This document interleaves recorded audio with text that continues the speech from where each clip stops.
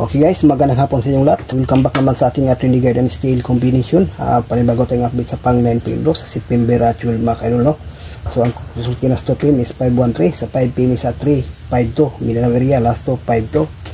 Okay, so may bago tayong update para sa ating guide sa 9 PM for combination, no? So ito ang unang guide is 925, pangalawa is 239, pangatlo 768,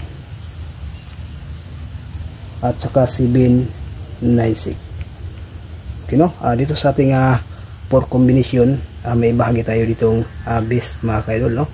Hopefully ay makuha natin ito sa pang 9 pin draw, no? So ang base natin ito is 796 at saka 925. Kung may city either 8 sa 9 pm draw mga kaidol, ay itong 768 na combination, the best yan mga kaidol, no? Kung may city. So okay, so yan lang po ang ating guide sa pang 9 PM mga kaidol, no? So shout out lang po sa inyong lahat. Good luck and hope to win. Bye bye.